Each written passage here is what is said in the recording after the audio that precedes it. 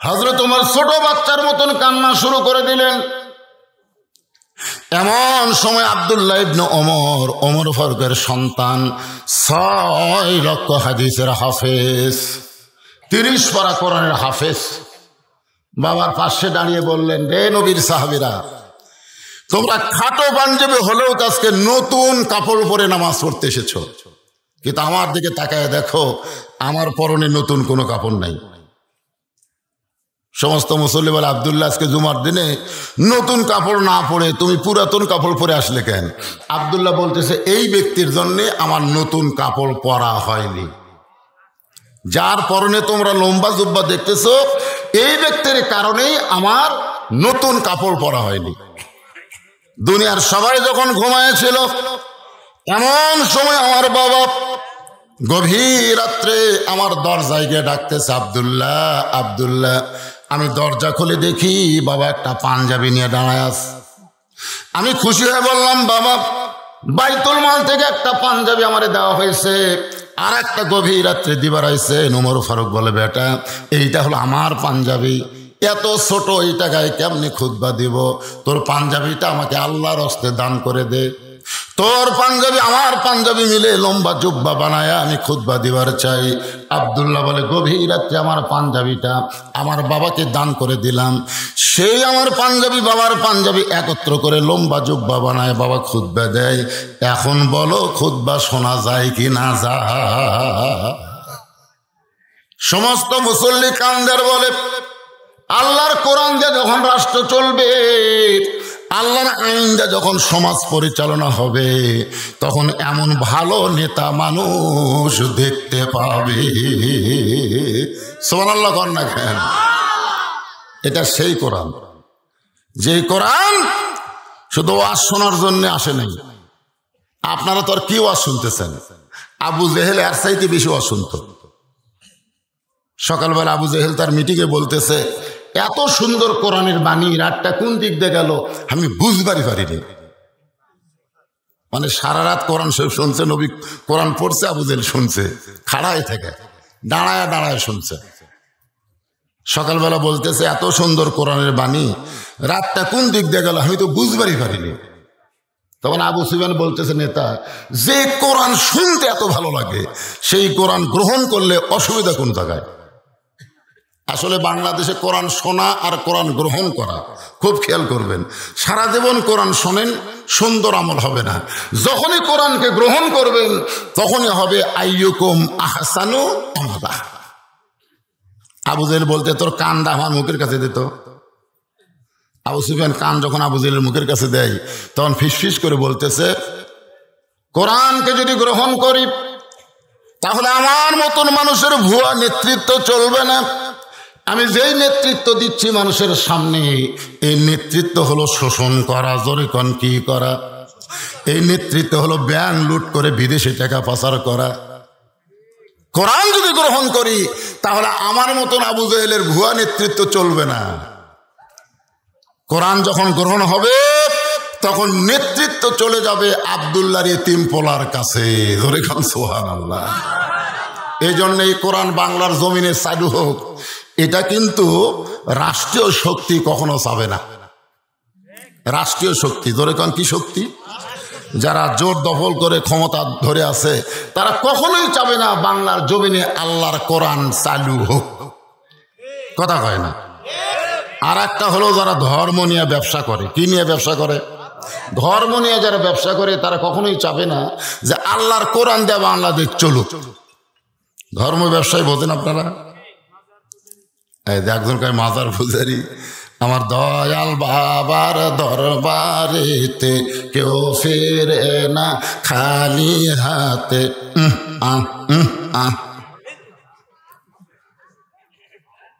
এই মাজার পূজারি ধর্ম ভণ্ড ব্যবসায়ীরা, তারা কখনোই চাবে না যে আল্লাহর কোরআন দিয়ে রাষ্ট্র চলুক। 3 নম্বর হলো পুঁজিপতি। জোরে কোন কি পতি? পুঁজিপতি বোঝেন? এ কোরআন যখন বাংলাদেশে চালু হবে, তখন একটা গরিব মানুষও ধনীর বাড়িতে যাওয়া লাগবে না, বরং ধনীরাই গরিবের দরজায় দরজায় টাকার ব্যাগ নিয়ে ঘুরবে। খালি বলে, ভাই 70-2.5 টাকা তোর রে, যতক্ষণ 100 টাকার মধ্যে 2.5 টাকা তুই না নিবি ততক্ষণ পর্যন্ত আমার টাকা হালাল হবি না। শতকরা 2.5 টাকা হলে হাজারে কয় টাকা? 25 টাকা। 1 কোটিতে 2.5 লাখ টাকা। যাদের 10 কোটি টাকা আছে বুঝতেছেন, 25 লাখ টাকা নিয়ে ব্যাগ ভরা টাকা নিয়ে গরিবের দরজায় দরজায় ঘুরতেছে, টাকা নিয়ে আমাকে জান্নাতত যাওয়ার রাস্তা করে দে। গরিব বলতেছে মাফ করো, মাফ করো। এক দরজার থেকে ধনী আরেক দরজার যাবে আর বলবে আল্লাহ, ধনী না হয়ে যদি গরিব হতাম তাহলে আরামে বসে থাকতাম। কোরআন যখন চালু হবে তখন ধনীরা ঘুরবে আর গরিবেরা বসে থাকবে। সুবহানাল্লাহ কর না কেন? এই পুঁজিপতিরা কখনো চাবে না যে আমরা গরিবের দরজায় দরজায় ঘুরি, বরং গরিবরা আমাদের দরজায় দরজায় ঘুরুক। এ কারণেই তারা কোরআনের বিরুদ্ধচারণ করে। এখানে আমি 3টা দলের কথা বললাম, ধরে বলেন কয়টা? এই 3টা দল আল্লাহর নবী থেকে শুরু করে কিয়ামত পর্যন্ত এই কোরআনের বিরুদ্ধচারণ করবে। এই 3টা দল বাদে আমরা যারা আছি, আসুন আমরা একটু মনোযোগ দিয়ে শুনি। সুন্দর আমল করতে গেলে সুন্দর পরিবেশ লাগবে, সুন্দর পরিবেশ বানাবার গেলে সুন্দর সমাজ লাগবে, সুন্দর সমাজ যদি তৈরি করতে চাই সুন্দর রাষ্ট্র লাগবে, আর সুন্দর রাষ্ট্র গঠন করতে গেলে আল্লাহর কোরআন ছাড়া কখনোই সম্ভব হবে না। মনে করেন আপনাদের কচুয়াতে কয় মসজিদ আছে? 3টা আছে। আরে থাক, আমি 2টার খবর মোটামুটি ভালো জানি। তো আপনি জোহরের নামাজ পড়বেন মসজিদের সামনে কাতারে, আপনার নিয়ত ভালো না খারাপ? খুব ভালো নিয়ত। কিন্তু আপনার বাড়ি থেকে মসজিদ হলো 100 গজ দূরে। আপনি ওযু করে মসজিদে আসতেছেন, আসার সময় দেখতেছেন রাস্তায় 2টা বেপর্দা নারী ঘুরতেছে। আপনি দেখবার চান নাই, তারপরও আপনার 2 চোখত পড়িছে। আপনি দেখবার চান নেই, হঠাৎ পড়ছে। মোটর সাইকেল চালাতে চালাতে হঠাৎ পোকা চোখত পড়ে না? আপনার কি কোনো পোকা ফালাবার আছে? হঠাৎ পড়ছে। এরকম 2টা বেপর্দা নারী যদি আপনার 2 চোখত পড়ে, আপনি মসজিদের সামনে কাতার এসে নিয়ত করলেন ইলা জিহাতিল কাবাতি শরীফাত আল্লাহু আকবার, মুখ আছে কাবার দিকে, চোখ আছে সেজদার দিকে, আর মন খালি বলতেছে রাস্তাত কি দেখলাম রে। আপনারা অন্তর থেকে বলেন তো নামাজ হবে? তাহলে যদি নামাজ আদায় করতে চাই তাহলে বেপর্দা মুক্ত রাস্তা বানানোর দরকার আছে না নাই? যে রাস্তায় মেয়েরা ঘুরবে কিন্তু বেপর্দা হয়ে ঘুরতে পারবে না।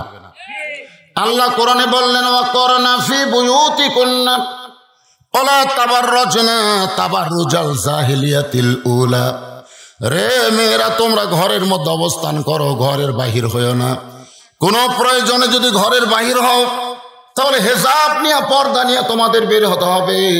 ওই জাহেলে যুগের মেয়েদের মতন সাজগোজ করে বের হওয়ার কোনো পারমিশন মুমিনা নারীর নাই। হুকুম কার? আরো জোরে বলেন হুকুম কার? এই কোরআনে সেই হুকুম আছে না নাই? মরুভূমির ভিতরে হযরত ওমর কাঁদতেছে গভীর রাত্রে, মরুভূমিতে। আবু যার গেফারি বলতেছে আমির আল মুমিনিন, অনেক সময় ধরে আপনাকে খুঁজতেছি, আর আপনি মরুভূমির মধ্যে কাঁদতেছেন, কারণ কি? ওমর ফারুক বলে আবু যর, একদিন আমি এই মরুভূমিতে রাখাল ছিলাম, উট আর দুম্বা চড়াতাম। সন্ধ্যার সময় বাড়িতে গেলে আমার বাবা আমার কান ধরে বলতো ওমর, এই তোর শরীর থেকে উটের পেশাবের গন্ধ আসে কেন? এই তোর শরীর থেকে উটের লাভ দেখা যায় কেন? আমি তখন বলতাম বাবা, উট চড়াতে চড়াতে হঠাৎ ঘুমায় যেতাম, আর ঘুমায় গেলেও পেশাব পায়খানা করছে, ওগুলা ছিটা ফোটা হয়তো আমার শরীরে লাগছে। বাবা তখন বলতো ওমর তুই একটা গাধা, তুই একটা গাধা রে, তুই মানুষ না। যে ওমরকে একদিন আমার বাবা গাধা গাধা বলে তিরস্কার করেছে, আজকে সেই ওমর অর্ধ পৃথিবীর খলিফা হয়েছে। এটা ওমরের যোগ্যতাই নয়, এটা কেবলমাত্র আল্লাহর কোরআনের ওসিলায়। এখন আপনারা বলেন এই কোরআনের ক্ষমতা আছে না নেই? আমাদের বাংলাদেশে একই ছেলে 3 মাস্টার, ইংরেজি মাস্টারকে মাস গেলে 2000 টাকা বেতন দেয়। ওই ছেলের বাংলা অঙ্ক মাস্টারকে মাস গেলে 1500 টাকা বেতন দেয়। ওই ছেলেকে মসজিদের ইমাম 3 মাস হলে কোরআন শরীফ পড়ায়, এখন পর্যন্ত বেতন নাই। একই ছেলের কয় মাস্টার? 3টা মাস্টার। চিন্তা করছেন? ছেলেকে যদি বলা হয় কোথায় দিচ্ছেন, প্রাইমারি দিচ্ছেন, কি জন্য ভাই? আপনাদের গ্রামে কি কচু হাফেজি মাদ্রাসা নাকি আছে? তো হাফেজি মাদ্রাসা না দিয়ে প্রাইমারি দিলেন কেন? উপবৃত্তি, উপবৃত্তি। যেরকম কি বৃত্তি? উপবৃত্তি। 3 মাস পরে ছেলে এসে বলতেছে, আব্বা আমি নিজে নিজে কোরআন পড়ে পারি। বাপ বলতেছে, আমার হুজুরের কথা মনই নাই রে। 3টা মাস হলে একটা হুজুর ছেলেকে পড়ায়, হুজুরের কথা মনই নেই। 3 মাস পরে এসে এখন বাবা হুজুরকে বলতেছে, হুজুর এত কষ্ট করে আমার ছেলেকে আপনি কোরআন পড়ালেন, আমি শুনলাম আল্লাহর কোরআন শিক্ষা দিয়ে হাদিয়া নেওয়া জায়েজ নাই। ধরে এখন কি নেওয়া জায়েজ নাই? ফতুয়া মারছে কয় মাস পর? ইংরেজি মাস্টারকে ফতুয়া দিছে, বাংলা মাস্টার দিছে, ফতুয়া মারছে কার উপর? হুজুরের উপর। আজকে বাংলাদেশে যত ফতুয়া চলতেছে হুজুরের উপরে। ধরে কোন কথা ঠিক কিনা? ফতুয়া মানে আইন, ফতুয়া মানে বিচার। আজকে শাসনে বসলে চোর ডাকাতের কোনো গল্প হয় না, গল্প হয় হুজুরকে নিয়ে। ধরে কোন কথা ঠিক কিনা? খুব খেয়াল করবেন। এই কোরআনের দাম আছে, কিন্তু বাংলার মুসলমান এখনো বুঝবার পারেনি কেমন দাম। এটা বোঝানোর জন্য বলতেছে, ওদিকে গল্প করে কি আপনারা এই কচুয়ার যুবকেরা যারা মাহফিল করতেছ, তোমরা পর্দার ওই পারে দেখো তো কথা কয়কে দেখো।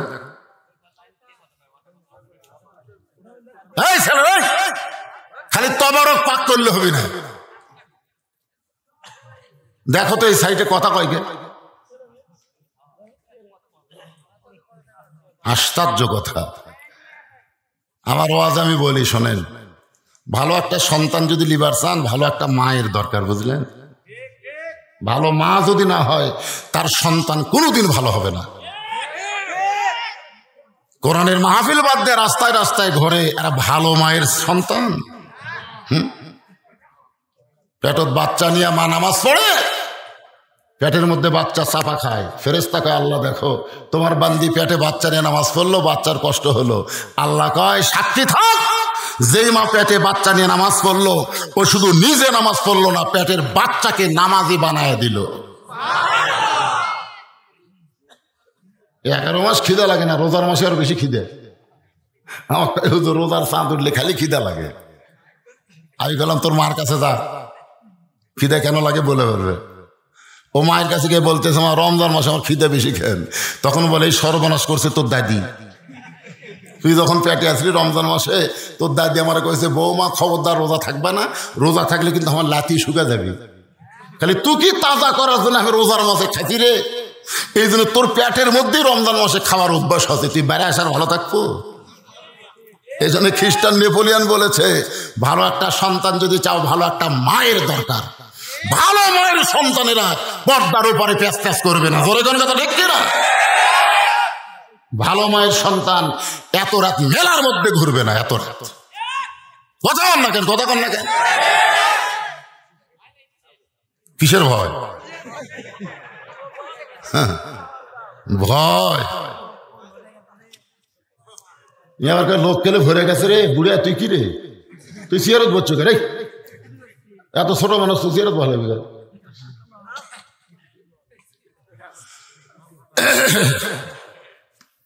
আর যেন কথা না হয়, একবারে বন্ধ হয়ে গেছে। আলহামদুলিল্লাহ। আসলে ভালো মায়ের সন্তান যে বোঝেন না, একবার করলেই বোঝে, এ বুঝিছে। আলহামদুলিল্লাহ। হযরত ওমর সেই কোরআনের কারণে, একদিন গাধা ছিল, সেই ওমরকে আল্লাহ অর্ধ পৃথিবীর খলিফা বানায় দিল।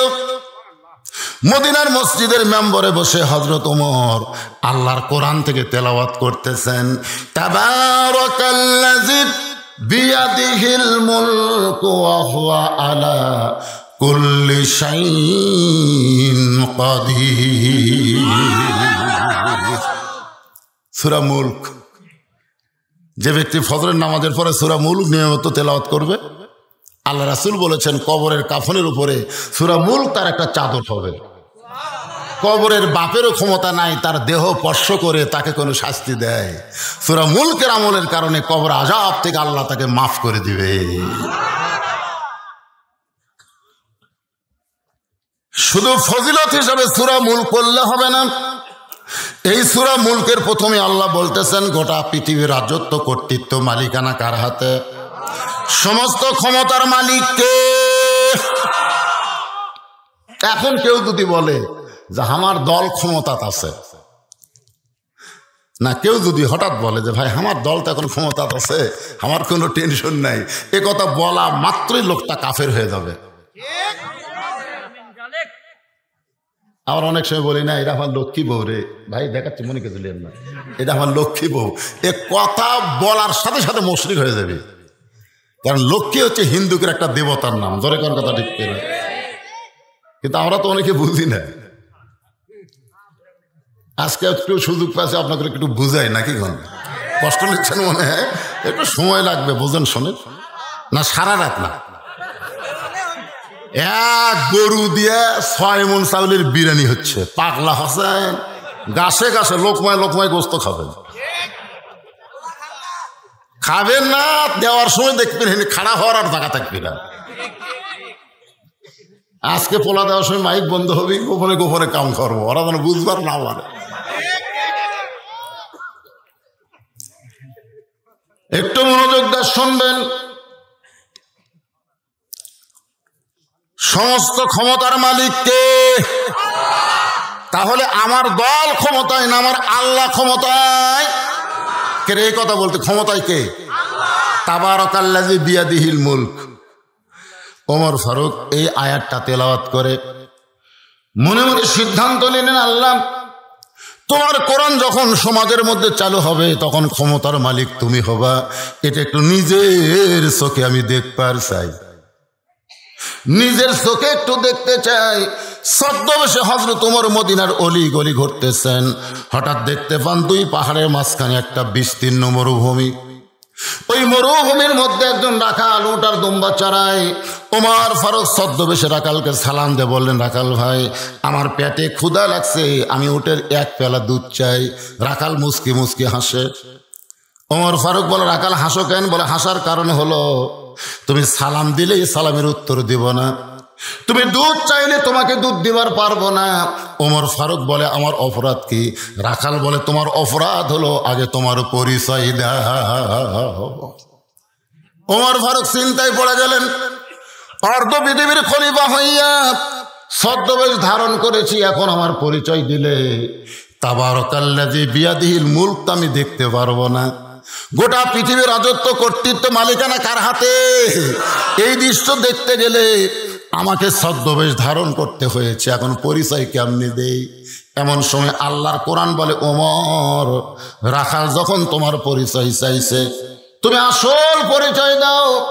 আসল পরিচয় তুমি এমপি না, আসল পরিচয় তুমি মন্ত্রী না, আসল পরিচয় তুমি অর্ধ পৃথিবীর খলিফা না, আসল পরিচয় হলো মিল্লাতা আবিকুম ইব্রাহিম হুয়া সাম্মাকুমুল মুসলিমিন। কি বুঝলেন? আল্লাহর কোরআন বলে, ওমর রাখাল যখন তোমার পরিচয় চাইছে তুমি আসল পরিচয় দাও। আসল পরিচয় হলো তোমার জাতির পিতা ইব্রাহিম তোমার নাম রেখেছে মুসলমান। এখন যদি বলে আমাদের আসল পরিচয় কি, তখন আপনার উত্তরে কি বলবেন? যারা বলবেন না, আল্লাহ বলেছেন লা তামুতুন্না, মৃত্যুবরণ করো না ইল্লা ওয়া আনতুম মুসলিমুন, যতক্ষণ মুসলমান না হবে। আজকের দিনে মুসলমান বলে যারা পরিচয় দিবে না, মরার সময় তারা মুসলমান হয়ে মরবার পারবে। জবান খুলে বলেন আমাদের আসল পরিচয় কি? আরো জোরে, সবাই কইতে কি হয়? আরো জোরে, জোরসে বলেন, জোর হলো না, আরো জোরে। মাশাআল্লাহ। অনেকে বলতেছে না, জানেন এই মুসলমান শব্দটা অনেকে বলতে দ্বিধা করতেছে। দ্বিধা করবে তো, আল্লাহ বলেছেন অমিনান নাসি মান ইয়াকুলু আমান্না বিল্লাহি ওয়া বিল ইয়াউমিল আখিরি ওয়া মা হুম বিমুমিনিন। এই আবার এসে কি শুরু করলে? ওয়াজ করে দিবি না দিবি না রা?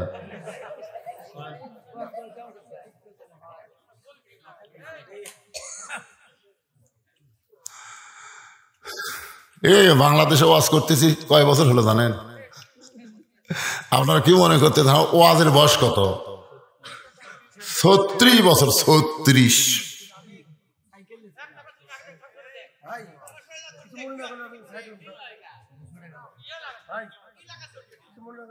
ও আচ্ছা আচ্ছা, ক্যামেরাম্যানের জন্যই করে। তো সেটা হামাক কোবারে পাগলা, সব কটা সাইজ করো। তোমাকে মাহফিল ছোট হলে কি হবে শোনো, আজকের এই মাহফিল এই ক্যামেরার মাধ্যমে গোটা বিশ্ব, আপনারা জানেন আপনার কোচবিহার গ্রামের কয় লোক। আমি গতকাল যেখানে মাহফিল করলাম এটা হলো রাজশাহী। কিরে রাজশাহী কোন জায়গাটা? কাটাখালী। হ্যাঁ কাটাখালী। আমি ওয়াজ থেকে নামার পরে দেখি 89,000 ভিউ হয়েছে। মানে ওয়াজ করতে করতে 89,000 লোক ওয়াজ দেখছে।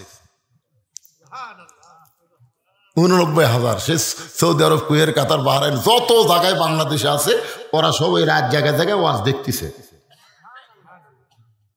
তো মাহফিলে তার 89,000 লোক ছিল না, 4-5 হাজার লোক ছিল, কিন্তু দেখলো কত লোক। আর এই যে কচুয়া গ্রাম ব্যানার নাই, এই ব্যানার গোটা বিশ্ব খালি লড়ে ফেলে দিবি। সব বক্তার ওয়াজে মিডিয়া যায় না, অনেক বক্তা মিডিয়া টাকা লিয়া যায়।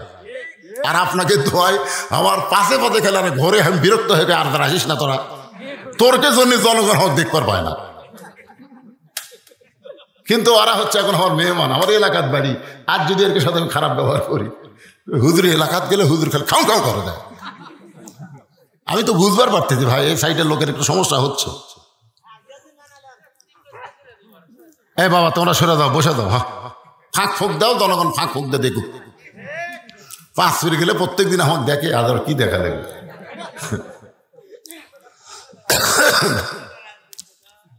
একটু মনোযোগ দিয়ে শুনবেন। হযরত ওমর যখন বলতেছে রাখাল আমার পরিচয় যখন শুনবার চাইছো, আমার পরিচয় হলো আমি একজন মুসলমান। রাখাল বলতেছে আসল না নকল? ওমর চমকে উঠছে, কয় কি বেটা, মুসলমান তো মুসলমান, এর মধ্যে আসল নকল কি?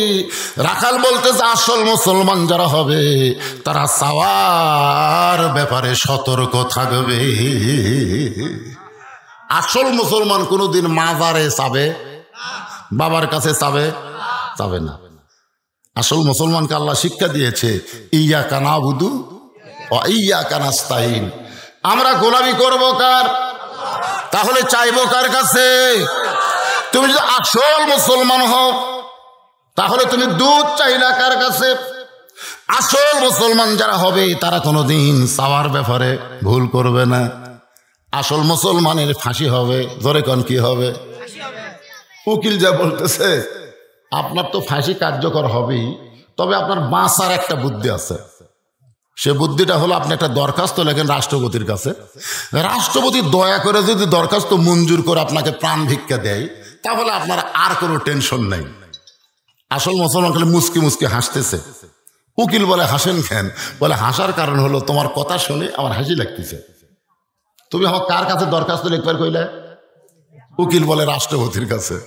আসল মুসলমান বলতেছে শোনো, আমি আমার জীবনে 3 জন রাষ্ট্রপতিকে ক্ষমতা থাকা অবস্থায় মরা দেখছি।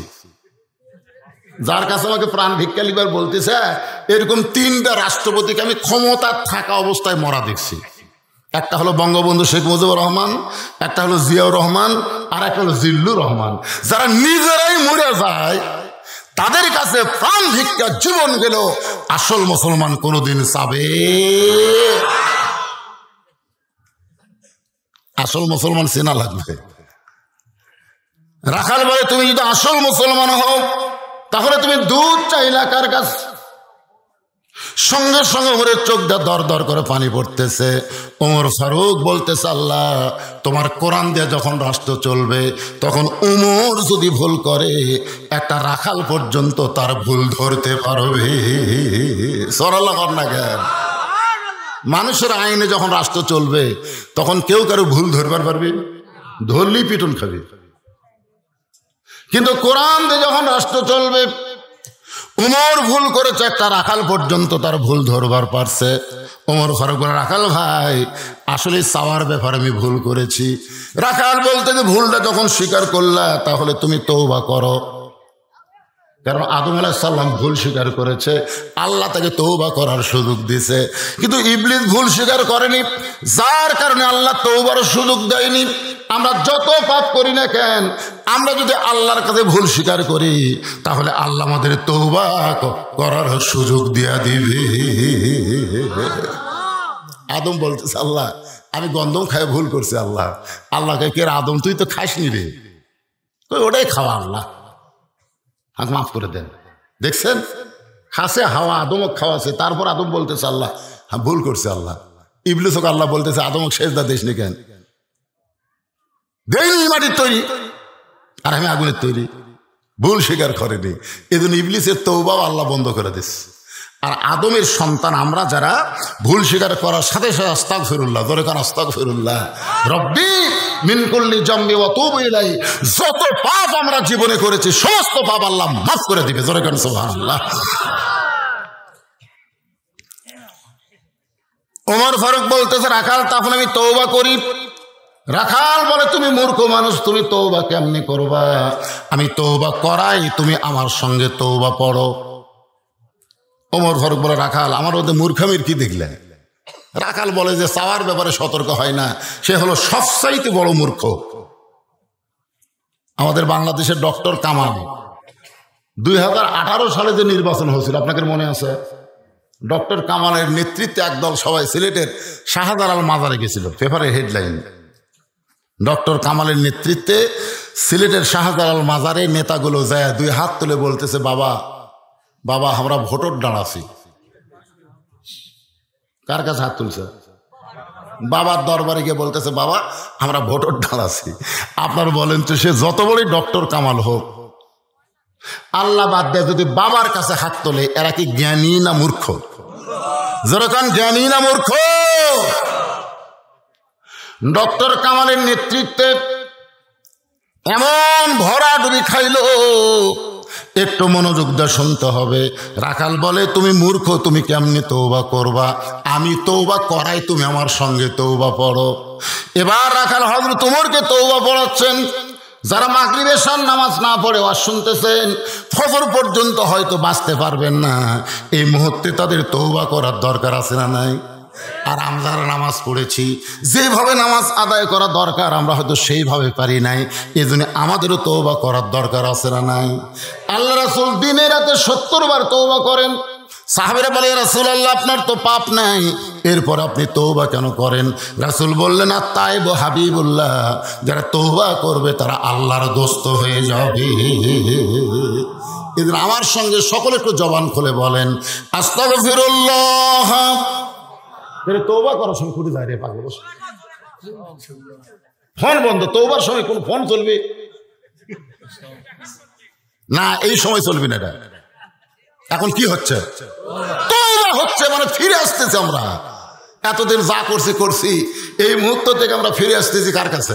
আল্লাহর কাছে। এই জন্য সকলে বলেন আস্তাগফিরুল্লাহ রব্বি মিন কুল্লি জামবিন ওয়া তুবু ইলাইহি লা হাওলা, পড়েন লা হাওলা ওয়ালা কুওয়াতা ইল্লা বিল্লাহিল আলিয়্যিল আযীম। ওমর ফারুক তওবা করার পরে বলতেছে রাখাল ভাই আল্লাহর হস্তে ওটের 1 ফেলা দুধ দাও, যেই দুধটা পান করে ক্ষুধা তৃষ্ণা নিবারণ করতে চায়। রাখাল মুচকি মুচকি হাসে। ওমর ফারুক বলে আল্লাহর হস্তে চাইলাম, এরপরেও তুমি হাসো কেন? রাখাল বলে তওবা করার পরে তুমি আবার মুনাফিকি করলে। যেই বলছে মুনাফিকি, ওমর ফারুকের চেহারা রক্তের মতো লাল হয়ে গেছে। যে ওমর রাস্তাতে গেলে শয়তান কয়দিন যায় না, সে ওমরের চেহারা রক্তের মতো লাল হয়ে বলতে যায় রাখাল মুখে যা সে নিয়ে তাই কও, আমার মতো মুনাফিকের কি দেখলে? রাখাল কয় অত রাগ করো কেন? লিমা তাকুলু মা লা তাফালুন, তোমার মুখের সাথে অন্তরের মিল নেই। তুমি সত্যি করে বলো তো আমি ওটের মালিক? আমি যদি ওটের মালিক হতাম তুমি আমাকে রাখাল বললা কেন? আর যখন রাখালই বলেছো তখন তোমার মন বলতেছে আমি ওটের মালিক না। আর মালিক বাদ দেখেও যদি রাখালের কাছে চায়, রাখাল দিবার পারবে না। যার প্রমাণ আমি নিজে বউ মাহফিলে কইছি। পাবনার বাইকোলা স্টেজ থেকে যেই না 100 টাকা দিয়ে কয় হুজুর দোয়া করেন। আমি কি দোয়া ভাই? বলে আমার বইয়ের পেটে বাচ্চা চাইছে, আল্লাহ যেন একটা পুত্র দেয়। তখন আমি চোখ বন্ধ করে চিন্তা করলাম কে রে, আমি তো 3টা মেয়ের বাপ, আমার দোয়া দিয়ে যদি পুত্র হয় তাহলে আল্লাহ আমাকে আগে দিত। আমার একটা মেয়ে হওয়ার পরে আরো 2টা সন্তান যখন বইয়ের পেটে আইছে, আমি তাহাজ্জুদ পড়ে পড়ে আল্লাহ বলছে আল্লাহ একটা পুত্র দেও, আল্লাহ দেয়নি। তখন পকেট থেকে 200 টাকা বের করে দিলাম। হুজুর আমি 100, আপনি 200 কেন? বলে ভাই তুইও দামু তাই। বলে আমি খেরত বসে ওয়াজ শুনি, আপনি সিয়ারত বসে ওয়াজ করেন, আপনার সাথে আমার তুলনা কেমনে হলো? বলে পাগলা, আমি 3 মেয়ের বাপ, আমার দোয়া দিয়ে যদি পুত্র হয় তাহলে আল্লাহ আমাকে আগে দিত। আমার বইয়েরটাই যখন হয়নি, তোর বইয়েরটা হবে না। তখন বলে হুজুর আমার টাকা আমাকে দেন, আপনি টাকা আপনি নেন। ওরে যেই 100 টাকা দিছি মারছে দৌড়। ফপ করে হাত ধরে বললাম কোথায় যাবি? বলে যেই হুজুরের বেটা সওয়াল আছে আমি তার কাছে যাবো। আমি কইলাম কোন হুজুরের কাছে, কোন পীরের কাছে, কোন মাজারের কারো কাছে যাওয়া জায়েজ নাই। পাইতে যদি চাও কেবলমাত্র মালিকের কাছে চাও। আমাদের মালিকের নাম কি? আরো জোরে। রাখাল বলতেছে এখানে মালিকের বাড়ি হলো 10 মাইল দূরে।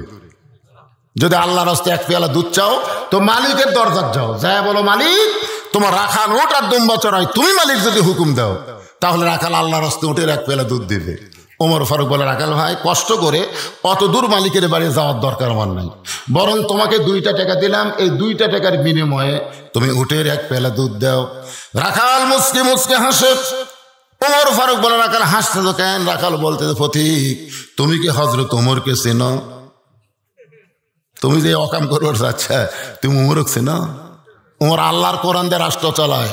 যদি উমরের গুপ্ত বাহিনী দেখবার পাই তুমি আমাকে 2 টাকা ঘুষ দিছা আর মালিক বাদ দিয়ে তোমাকে ওটের 1 পেলা দুধ দিলাম, তাহলে তোমাকেও ধরবে আমাকেও ধরবে। এই বয়সে তুমি ধরা পড়বার চাও? ওমর ফারুক বলে রাখাল ভাই তাহলে একটা কাম করি, চলো পাহাড়ের গুহার মধ্যে যাই, ওই গুহার মধ্যে গিয়া গোপনে তোমাকে 2টা টাকা দিব, তুমি গোপনে ওটের 1 পেলা দুধ দিবা, তাহলে উমরের গুপ্ত বাহিনীও ধরতে পারবে না, তোমার মালিকেও জানতে পারবে না। রাখাল চিল্লায় বলে তুমি ভণ্ড, তুমি ভণ্ড, তুমি ভণ্ড। ওমর ফারুক বলে রাখাল আমার মধ্যে ভণ্ডামির কি দেখলাম? রাখাল বলে প্রতিক্রে গোপনে দেওয়া নেওয়া করলে উমরের গুপ্ত বাহিনী দেখতে পাবে না, আমার মালিক জানতে পারবে না, কিন্তু রাখালের আল্লাহ দেখতে পায়। কে দেখবার পায়? কথা কয় না কেন? কে দেখবার পায়? সকালবেলা আসে গল্প মারতেছে, আমি 100টা মারছি, তুই কয়টা মারছু? কখন মারলি? কয় দরজা জানলা বন্ধ করে রাতত মারছি রে, কেউ দেখেনি। আরে পাগল, দেখার কে আছে? এমন গোপনে ভাবে মারছি কেউ দেখেনি।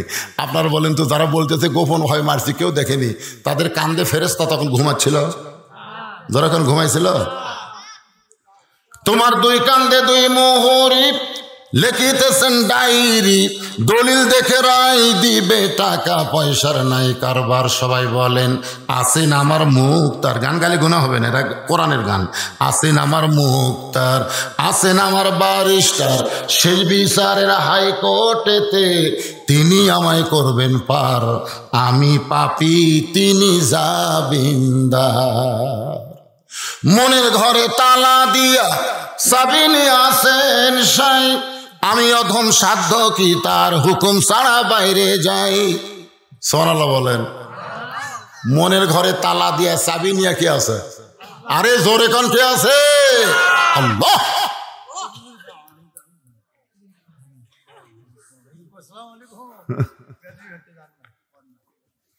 একটু মনোযোগ দিয়ে কথাগুলো শোনেন। ওমর ফারুক বলে রাখাল আমার মধ্যে ভণ্ডামির কি দেখলা? রাখাল বলতে পথিক উমরের গুপ্ত বাহিনী যদি দূর থেকে দেখবার পায় তাহলে তোমাকেও ধরবে আমাকেও ধরবে। ওমর ফারুক বলে পাহাড়ের গুহার মধ্যে গিয়ে দেওয়ানা করি। রাখাল বলতেছে কেউ না দেখলেও আমার আল্লাহ দেখবে। সঙ্গে সঙ্গে ওমর ফারুক মারছে দৌড়। পাহাড়ের পাদদেশে গিয়ে 2 রাকাত নামাজ পড়ে আল্লাহকে বলতেছে আল্লাহ তাবারাকাল্লাযী বিয়াদিহিল মুলক ওয়া হুয়া আলা কুল্লি শাইইন কাদির, তোমার রাজত্ব, তোমার কোরআনের কত পাওয়ার আজকে নিজের চোখে রাখালের মধ্যে আমি দেখলাম। ধরে কোন সুবহানাল্লাহ। কি মান রে, কেউ না দেখলো কে দেখতেছে? তোমার কোরআন এত সুন্দর আল্লাহ। কোরআন পড়লে কোরআনের সৌন্দর্য বোঝা যায় না, কিন্তু কোরআন মোতাবেক যখন মানুষ চলে তখন কোরআনের সৌন্দর্য নিজের চোখে দেখা যায়। আমাদের বাংলাদেশে আমরা কোরআনের ওয়াজ শুনি তো কোরআনের সৌন্দর্য বুঝতেছি না, যার কারণে প্রাইমারি সরকার বিল্ডিং করে দেয় আর মাদ্রাসা চায় চিন্তা চলন লাগে। জোরে কোন ঠিক কিনা ভাই? অথচ রাসূল বলেছে খায়রুকুম মান তাআল্লামাল কোরআন ওয়া আল্লামা, ওই ব্যক্তি হলো সবচাইতে সম্মানী দামি যে কোরআন শিখেছে এবং অপরকে কোরআনের শিক্ষা দেয়। ওমর ফারুক আল্লাহর কাছে কাঁদতেছে, রাখাল পিছনে যায় বলে যতই কান্দো তোমাকে উঠে দুধ আমি দিবার পারলাম না। ওমর ফারুক রাখাল ভাই উঠে দুধের আমার কোনো দরকার নাই, তুমি যে না দেখা আল্লাহকে কলিজার মধ্যে জায়গা দিয়ে তুমি যে আল্লাহর কোরআন অনুযায়ী চলতেছো, এর বিনিময়ে তোমার চাহিদা কি? একটা চাহিদা আছে না নাই? যেরকম আছে না নাই? তোমার ভালো কোনো বাড়ি নাই, ভালো কোনো ঘর নাই, ভালো কোনো চাকরি নাই, ভালো খাওয়া দাওয়াও নাই, তুমি উট দুম্বা চড়াও রোদে পুড়ে পুড়ে, এরপরেও তুমি আল্লাহর কোরআন অনুযায়ী আল্লাহর রাজত্বকে বিশ্বাস করছো, এর বিনিময়ে তোমার চাহিদা কি? আজকে যদি বাংলাদেশে যে সমস্ত আলেম ওলামারা জেলখানার মধ্যে আছে না নাই? আজকে দেখলাম পিচ্ছি একটা সন্তান আব্দুর রহিম আল মাদানিকে নিয়ে যাচ্ছে, ডান্ডা বেড়ি, বোঝেন ডান্ডা বেড়ি, গলার সাথে বেড়ি, দুই পাও লোহা দিয়ে ডান্ডা বেড়ি। আব্দুর রহিম আল মাদানি কি করছে? একটা ছোট্ট মানুষ কি অপরাধ করছে? একটাই অপরাধ, ও কোরআনের হক কথাগুলো জবান খুলে খুলে মানুষের সামনে বলছে। জোরে কোন কথা ঠিক কিনা? আর সেই অপরাধে সবচাইতে বড় সন্ত্রাসীকে যেভাবে ডান্ডা বেড়ি পড়ায়, সেই ডান্ডা বেড়ি পড়াইছে কোরআনের একটা পাখিকে। আব্দুর রহিম আল মাদানি এই ডান্ডা বাড়ি পড়ে জেলখানার মধ্যে আছো, তোমার চাহিদা কি? যদি আমির হামজাকে বলা হয়, আমির হামজা তোমার দুটা ছোট বাচ্চা সন্ধ্যার সময় কান্দে, সকালে কান্দে আব্বা আব্বা করে, তোমার 27 বছরের বউ জানলার ধারে কাঁদতেছে, আর তুমি জেলখানার মধ্যে আছো, তোমার তো কোনো অপরাধ নাই, একটাই অপরাধ, কোরআনের কত পারা, কত আয়াত, কত সূরা, কত নম্বর আয়াত, রুকু, এইরকম হক কথা বলে তুমি আজকে জেলখানায়, তোমার চাহিদা কি? একটা চাহিদা আছে না নাই? ওমর ফারুক বলে রাখাল তুমি আল্লাহর কোরআন অনুযায়ী চলতেছো, কোরআন মোতাবেক চলার কারণে কেউ না দেখলেও আল্লাহ দেখতেছে, এই বিশ্বাস তোমার করে যায়, তোমার চাহিদা কি? সঙ্গে সঙ্গে রাখাল চোখের পানি বের করে বলে পথিক, আমার চাহিদার কথা যখন জানবার চাও তাহলে শোনো, আমার চাহিদা হলো রব্বানা, সকলে পড়েন রব্বানা আতিনা ফিদ দুনিয়া হাসানাতাও ওয়া ফিল আখিরাতি হাসানা ওয়া কিনা আযাবান নার। কি বুঝলেন? ওমর ফারুক চোখের পানি বের করে বলে রাখাল ভাই আমি তোমার চাহিদার কথা জানতে চাইলাম, আর তুমি আল্লাহর কোরআনের আয়াত শুনালে। রাখাল বলে তুমি আসলেই মূর্খ। ওমর চমকে উঠতেছে। রাখাল বলে তুমি আসলে কি? কথা কয় না, মূর্খ। আমি আয়াতের মধ্যে কি বললাম দিয়া তুমি জানো না? এই আয়াতের মধ্যে আমি দুইটা চাহিদার কথা কইলাম। ভাই একটু মনোযোগ দিয়ে শোনেন, দুইটা চাহিদার কথা।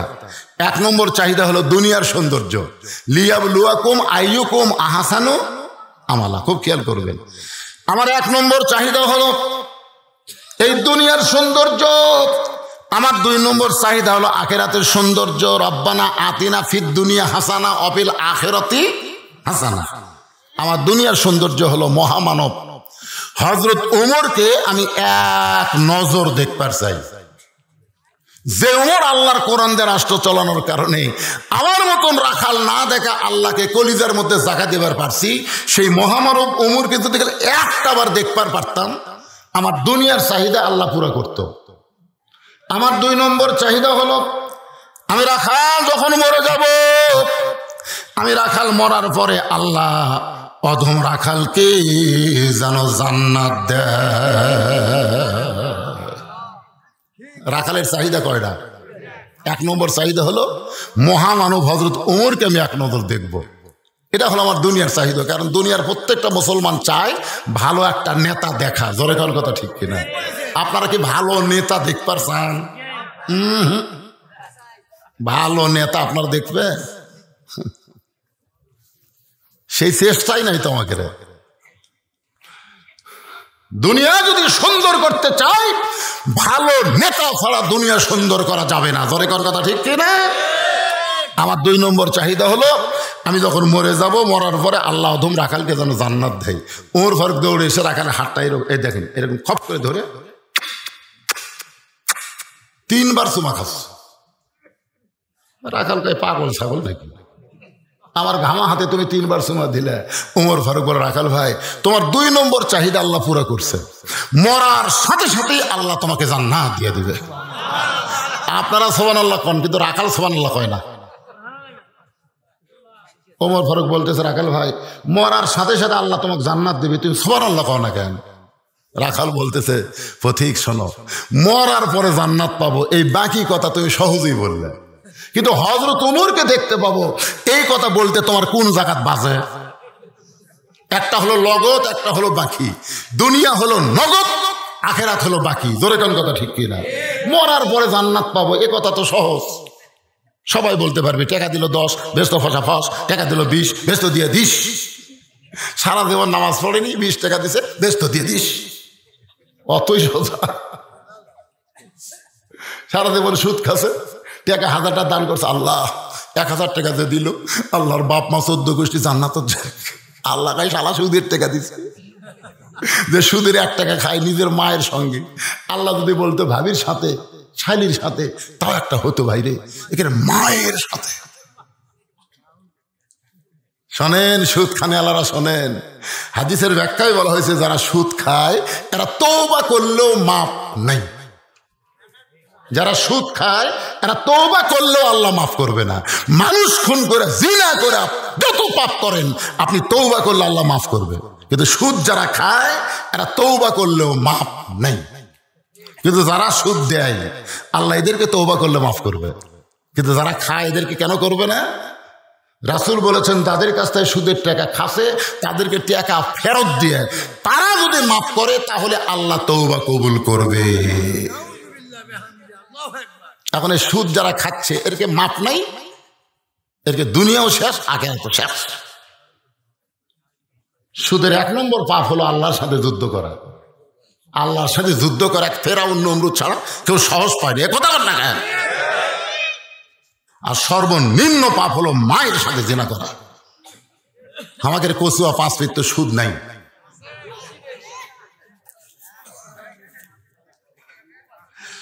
হায় হায় রে, আল্লাহর বান্দার একটু মনোযোগ দিয়ে শুনবেন। 1 নম্বর চাহিদা হলো হযরত ওমরকে দেখা, 2 নম্বর চাহিদা হলো মরার পর অধম রাখালকে আল্লাহ যেন জান্নাত দেয়। ওমর ফারুক বলতেছে তোমার 2 নম্বর চাহিদা আল্লাহ পুরা করছে। রাখাল বলতেছে মরার পরে জান্নাত পাবো, এই কথা সহজেই বলতে পারলা, কিন্তু হযরত ওমরকে দেখতে পাবো এই কথা বলতে তোমার কোন জায়গাত বাজে? ওমর ফারুক চিন্তায় পড়ে গেলেন, আমি যে ওমর এই কথা রাখালকে এখন কেমনে বলবো? যে রাখাল আমাকে তওবা পড়াইছে, যে রাখাল আমাকে ভণ্ড কইছে, যে রাখাল আমাকে মুনাফিক কইছে, যে রাখাল আমাকে ভণ্ড কইছে, এখন যদি বলি আমি ওমর, বলাও সারা, রাখাল হাত ফেল করে মরাও সারা। কথাটা বুঝতে পারতেছেন না? যদি বলি ভাই তুমি যে ওমরকে দেখবার চাও সেটা আমি রে, শেষ। কি জানি শেষ হবে? কি পড়াছে? তওবা পড়া, তোর এখন কি পড়াছে? মুনাফিক কসে, ভণ্ড কসে। ওমর ফারুক চিন্তায় পড়ে গেলেন, আমি ওমর এটা রাখালকে কেমনে বলবো? এমন সময় আল্লাহর কোরআন বলতেছে উদউ ইলা সাবিলি রাব্বিকা বিল হিকমা। ডাইরেক্ট যদি বলবার না পারো তাহলে অ্যাঙ্গেল মারো। বর্তমানে আমাদের মতন বক্তা ডাইরেক্ট কোনো ওয়াজ করবার পারতেছে না, তাই বলে হক কথা বাদ দেওয়া যাবে না। ডাইরেক্ট না পারলেও অ্যাঙ্গেলে ওয়াজ করা লাগবে। ধরে কোন কথা ঠিক কি না? আমার কথা বুঝলেন? ডাইরেক্ট বললে বিপদ আছে, এই জন্য অ্যাঙ্গেল বোঝেন না? অ্যাঙ্গেল কিন্তু একটু বেঁকা থাকে, দেখেন না? সোজা যা, এটার নাম কি? এটার নামই অ্যাঙ্গেল হুজুর, এটাই অ্যাঙ্গেল। ওমর ফারুক বলতেছে রাখাল সত্যি যদি তুমি ওমরকে দেখবার চাও তাহলে তোমাকে ফজরের নামাজ সামনে কাতারে আদায় করা লাগবে। ফজরের নামাজ যদি সামনে কাতারে আদায় করো তাহলে মেহরাবের দিকে লক্ষ্য করে দেখবা যেই মানুষটা ইমামতি করতেছে সেই মানুষটি হলেন হযরত ওমর। কি বুঝলেন? আল্লাহর কোরআন দিয়ে যখন বাংলাদেশ চলবে তখন প্রত্যেকটা নেতাকে ইমামতি করা লাগবে।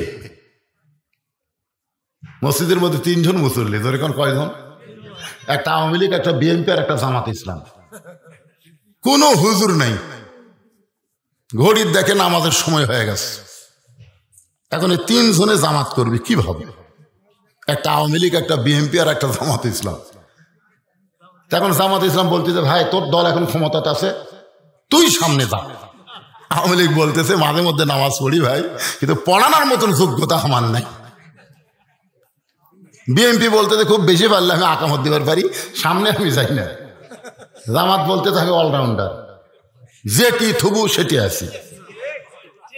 তা আওয়ামী লীগ বলতেছে তাহলে তুই সামনে যা। এবার জামাত ইসলাম সামনে যা বলতেছে ভাই আমি যে সামনে গেলাম, তোমরা এখন নিয়ত করার সময় কি বলবা? এতে দেও তুমি হাজার ইমাম কোবা না রাজাকার কোবা?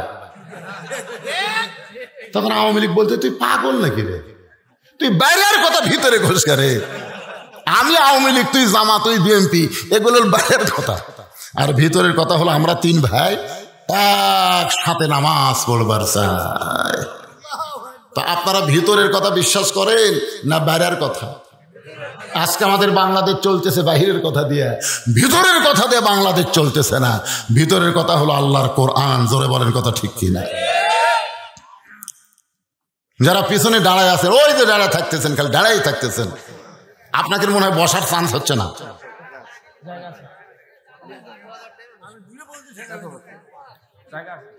ভাইজান একটু মহিলাদের হচ্ছে না? ওরে বাবারে, মহিলাদের হচ্ছে না। হ্যাঁ আপনারা একটু একটু জিকির করেন, ভাইরা একটু বসুন, বসেন ভাই বসেন। কোরআনের মাহফিলে 1 ঘন্টা বসেন রে, 60 বছর নফল ইবাদতের সব পাবেন। বুঝতেছেন এটা প্রাইমারি ফিল না রে। আজকে যতক্ষণ ওয়াজ হবে এটা হলো জান্নাতের বাগান। এখানে বসা হলো জান্নাতে যাওয়ার একটা সাক্ষী পাওয়া।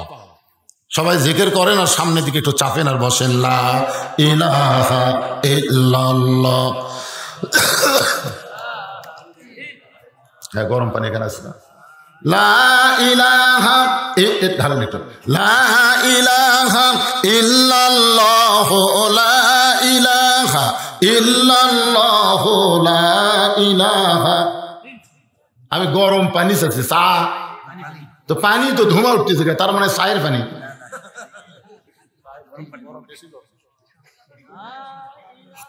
ওরে বাবা, চার চাইতে গরম রে, এই গরম নয়। আচ্ছা হ্যাঁ একটু, আমি তো আজের জীবনে কোনদিন চা খাওয়া দেখছেন? আজ একটু গলা ঘের ঘের করতেছে তো এজন্য একটু গরম পানি। আমি চাইছিলাম গরম পানি মানে উৎস লিয়াইছে চার পানি। সবাই একটু জিকির করেন, মন খোলা। আল্লাহর জিকির করতে কোনো শরম আছে? লা ইলাহা ইল্লাল্লাহ, লা ইলাহা ইল্লাল্লাহ, লা ইলাহা ইল্লাল্লাহ, লা ইলাহা ইল্লাল্লাহ, লা ইলাহা, লা ইলাহা ইল্লাল্লাহ মুহাম্মাদুর রাসূলুল্লাহ। সকলে বলি সাল্লাল্লাহু আলাইহি ওয়াসাল্লাম। রাখাল বলতেছে আমি মসজিদের বারান্দায় নামাজ পড়ি, আমি সামনে কাতারে যাওয়ার সাহস পাই না, মসজিদের ভিতরে কোনোদিন ঢোকার সাহস পাই না। ওমর ফারুক বললেন রাখাল ভাই আপনি বারান্দার নামাজ পড়েন, সামনে কাতারে কেন ঢুকতে সাহস পান না? রাখাল বলে মসজিদের মধ্যে হলো নবীর দামি দামি সাহাবী, ওই দামি দামি সাহাবীর মধ্যে আমি রাখাল কেমনে যাই? ওমর ফারুক বললেন রাখাল মসজিদের মধ্যে দামি আর তুমি বারান্দাত কম দামি, এ কথা তোমারে কে বুঝাইছে? আল্লাহর আইন হলো ইন্না আকরামাকুম ইনদাল্লাহি আতকাকুম। ওই ব্যক্তির সবচাইতে দামি হয় যার কলিজার মধ্যে আল্লাহর বেশি ভয়। আপনারা মনে করতেছেন আমি সিয়ারত বসে ওয়াজ করতেছি আমি বেশি দামি, আর আপনারা খেরত বসে ওয়াজ শুনতেছেন আপনারা কম দামি, তা কিন্তু না। এমনও হয়তো দেখা যাবে হাসরের ময়দানে আমার জিব্বাত বর্ষি লাগায়া জাহান্নামের ফেরেশতা আমাকে টেনে টেনে জাহান্নামে নিয়ে যাচ্ছে। তখন আপনারা বলবেন হুজুর আপনার ওয়াজ শুনে আমল করে আমরা জান্নাতে যাচ্ছি আর আপনাকে জাহান্নামে নিয়ে যাচ্ছে কেন? আল্লাহ বলবে লিমা তাকুলু মা লা তাফালুন, এ বক্তা ওয়াজ করছে আমল করেনি।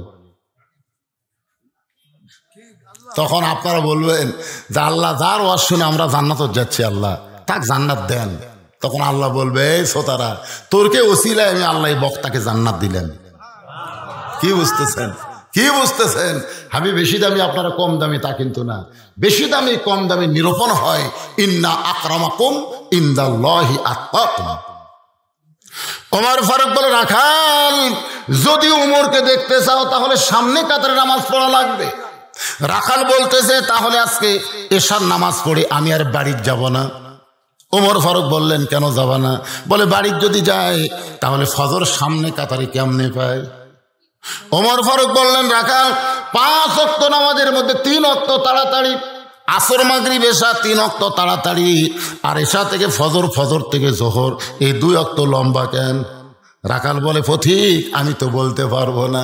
ওমর ফারুক বলে, তাহলে শোনো, ফজর থেকে জোহর আল্লাহ লম্বা সময় দিল, এই সময়ের মধ্যে চাকরি করবা, ব্যবসা বাণিজ্য করবা, খেতে খামারে কাজকাম করবা, এই সমস্ত করতে গিয়ে তোমার শরীরের যে ক্ষয় হবে, এশা থেকে ফজর লম্বা সময় আল্লাহ দেওয়ার কারণ হলো ওই লম্বা সময় ঘুম পাড়বে, ওই ক্ষয়টা আল্লাহ ঘুমের মধ্যে পুরা করে দিবে। তাহলে এশার নামাজের পরে তুমি ফজর ধরবার চাচ্ছা, তোমার চোখত কি ঘুম ধরবি না? রাখাল বলতে, ঘুম যদি ধরে মসজিদের মধ্যে কোনো এক জায়গায় ঘুমাইয়া যাবো।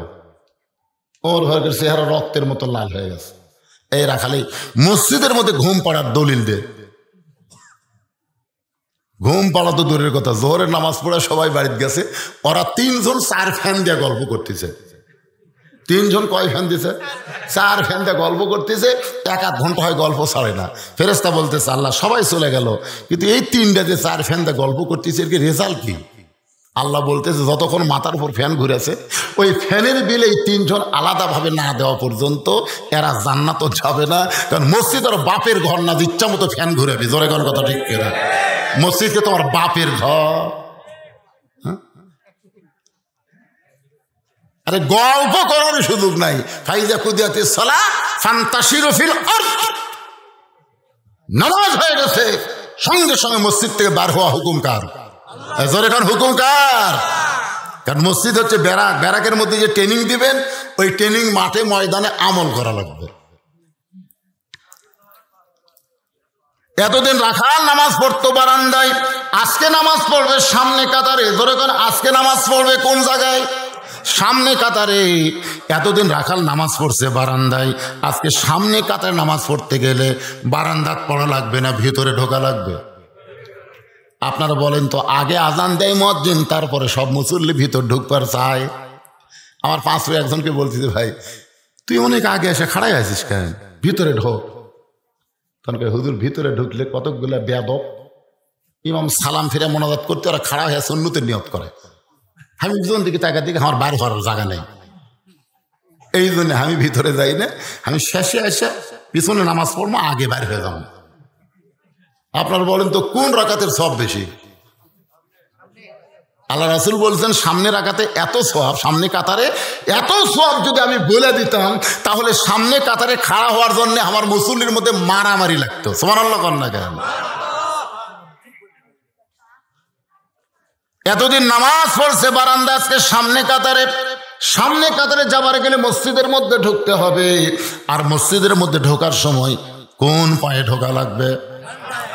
শুধু ডান পায়ে ঢুকলে হবে না, জবান খুলে একটা দোয়াও পড়া লাগবে। তাহলে আল্লাহুম্মা ফতাহলি আবওয়াবা রাহমাতিক, খুব খেয়াল করবেন, এটা আরবি কথা, বাংলা অর্থ কি? আমার মাদ্রাসার মসজিদে একজন মুকুট মাস্ক করে, মুকুট যে মাস্ক পরে নিয়ে যাই, খুব ভদ্র হয়ে গেছে, মুকুট মাস্ক মারাছে, এই মুকুট মাস্ক পরে এই দোয়া পড়তেছে। তা আমি কইলাম, কেরে বা তুই যে দোয়া পড়লি মুকুট মাস্ক দিয়ে, এই দোয়ার অর্থ কি? আমি তো দোয়া আরবি পারি, বাংলা পারি না। বাংলা যদি তুই বুঝতি তাহলে মুখে মাস্ক রাখতি না। সব জায়গায় মাস্ক পরলেও মসজিদের মধ্যে মাস্ক পরা যাবে না। কেন যাবে না? আল্লাহ কোরআনে বলেছেন, ফালিয়াবুদু রাব্ব হাযাল বাইত আল্লাযী আত'আমাহুম মিন জু'ইন ওয়া আমানাহুম মিন খাউফ। এই ঘরের মালিকের যারা গোলামি করবা, যারা নামাজ পড়বা, তাদেরকে আল্লাহ সঙ্গে সঙ্গে দুইটা পুরস্কার দিবে। 1 নম্বর পুরস্কার হলো তার রেজেকের কোনো পেরেশানি থাকবে না। সরকার যদি বলে 23 সাল দুর্ভিক্ষ হবে, কিন্তু নামাজি বান্দারা এইটা বিশ্বাস করবে না, কারণ রেজেকের মালিক সরকার না, রেজেকের মালিক হলো আমার আল্লাহ। আমা মিন দাব্বাতিন ফিল আরদি ইল্লা আলাল্লাহি রিজকুহা। আল্লাহ বলেছেন পৃথিবীতে এমন কোনো বিচরণশীল প্রাণী নাই যার রিজকের ব্যবস্থা আল্লাহ করেনি। সমস্ত প্রাণীর মধ্যে মানুষ হচ্ছে আশরাফুল মাখলুকাত। জোরে কর কথা ঠিক কিনা? এই ঘরের মালিকের যারা গোলামি করবে তাদের 2 নম্বর পুরস্কার হলো করোনা ক, ক্যান্সার ক, যত রোগ ক, চোর ক, ডাকাত ক, বাটপারি ক, সমস্ত ভয় থেকে আল্লাহ তাকে পুরোপুরি নিরাপত্তা দিয়ে দিবে। জোরে কর সুবহানাল্লাহ। রাখাল এতদিন বারান্দায় নামাজ পড়েছে, আজকে মসজিদের মধ্যে ঢুকে সামনে কাতারে যাওয়ার জন্য রাখাল যখন সামনে যাবার চায়, প্রত্যেকটা সাহাবী নড়ে সরে রাখালকে যাওয়ার রাস্তা করে দেয়। সুবহানাল্লাহ খান। রাখাল সামনে যাবার চাই, এক সাহাবী লোকে জান ভাই, রাখাল গাই কে রে? বারান্দার থেকে একদিন কি ভাবলাম, বারান্দা থেকে মনে করছিলাম আমি কম দামি এরা দামি, কিন্তু ভিতরে ঢুকে আমি দেখতেছি আমিও যাই এরাও তাই। এটা ভিতরে না ঢুকলে কিন্তু বোঝা যাবে না। এসপি সামনে কাতারে আর একজন মুসল্লি লাগবে। একটা মুসল্লি হলে কাতার পুরো হবে। এসপি তাকায় দেখে দরজার চৌকিদার খাড়া হয়ে আছে। এসপি ডাকতে চায়, চৌকিদার বলে না স্যার আপনি এসপি, আমি চৌকিদার। এসপি কয় কে পাগলা, বাইরের কথা ভিতরে চলবি না রে। চৌকিদার আসে না, এবার এসপি যায় চৌকিদার লিয়াচ্ছে, খাড়া হও আমার কাছে, খাড়া হও। কয় স্যার আপনার পিছনে, আমার পায়ের গোড়ালির সঙ্গে গোড়ালি মিল করে দাঁড়ায়। করছে হুজুর আমি চৌকিদার। আই পাগলা, তুই চৌকিদার, আমি এসপি। হলো বাইরের কথা, ভিতরের কথা হলো তুইও যা আমিও তাই। জোরে কারণ সুবহানাল্লাহ। চৌকিদার আর এসপি কাতারবদ্ধ হয়ে নামাজ পড়তেছে। সুবহানাল্লাহ কোন? রাখাল সামনে কাতারে মেহরাব বরাবর এসে ফজরের আগে 2 রাকাত সুন্নত আছে না নাই? ফজরের আগে 2 রাকাত সুন্নত। যদি কথা কয় না কি কয়? ও বাতাসের। আচ্ছা আচ্ছা, হ্যাঁ একটু মনোযোগ দিয়ে শোনেন। তাহলে কি বুঝতেছেন? মেহরাব বরাবর সামনে কাতারে রাখাল 2 রাকাত ফজরের সুন্নত পড়ছে। এই ফজরের নামাজ যারা পড়েন, সুন্নতের গুরুত্বটা বোঝেন। আল্লাহ রাসূল বলেছেন ফজরের 2 রাকাত সুন্নতের দাম আসমান এবং জমিনের মাঝখানে যা কিছু আছে সব বিক্রি করলেও ফজরের 2 রাকাত সুন্নতের সমান হবে না। ধরে কেন সুবহানাল্লাহ। রাখাল ফজরের 2 রাকাত সুন্নত নামাজ আদায় করে চুপটি করে বসে আছে। এমন সময় একজন সাহাবী মসজিদের মধ্যে ঢুকে দেখে জায়গা দখল।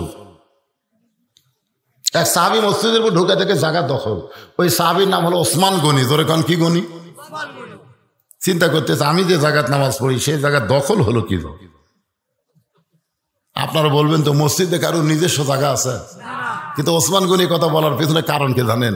আল্লাহ রাসূল বলেছেন আমি যখন ইমামতি করব, আমি বরাবর যিনি পিছনে নামাজ পড়বে তার নাম হলো আবু বকর। আবু বকর যখন ইমাম হবে, আবু বকর বরাবর পিছনে যে নামাজ পড়বে তার নাম হলো ওমর। ওমর যখন ইমাম হবে, ওমর বরাবর পিছনে যে নামাজ পড়বে তার নাম হলো ওসমান। ওসমান যখন ইমাম হবে, ওসমান বরাবর পিছনে যিনি দাঁড়াবে তার নাম হলো আলী। আমার আলী যখন ইমাম হবে, আলী বরাবর পিছনে। আলী বরাবর পিছনে বলার পরে রাসূল কারো নাম বলেন না।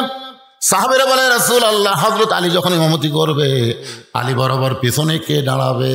রাসূল বললেন মা ইয়ান্তিকু আনিল হাওয়া ইন হুয়া ইল্লা ওয়াহয়ুহা। আমি নবী বলতে পারবো না যতক্ষণ আল্লাহ তাআলা আমাকে না বলায়। এ কথার দ্বারা রাসূল বুঝাইলেন আলী পর্যন্তই হলো খোলাফায়ে রাশেদা। জোরে কন্যা সুবহানাল্লাহ। তাহলে ওমর ফারুক যখন ইমামতি করবে, ওমর বরাবর কে দাঁড়াবে? জোরে কন কে দাঁড়াবে? কিন্তু আয়েশা দেখে জায়গা দখল। ওসমান গনি তাকায় দেখে রাখালের পাশে একটু ফাঁকা জায়গা আছে। ওই ফাঁকা জায়গার মধ্যে ওসমান গনি 2 রাকাত সুন্নত নামাজ আদায় করেছে। 2 রাকাত সুন্নত নামাজ আদায় করার পরে 3 বার রাখালের দিকে তাকাইছে। জোরে কন কয়বার?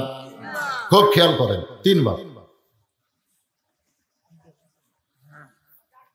কিতাবের মধ্যে আছে প্রথমবার তাকাতেই রাখাল, দ্বিতীয়বার যে তাকাছে হামাগুড়ি দিয়ে উঠছে, তৃতীয়বার যে তাকাছে মিয়া বারবার আমার দিকে কি দেখো মিয়া।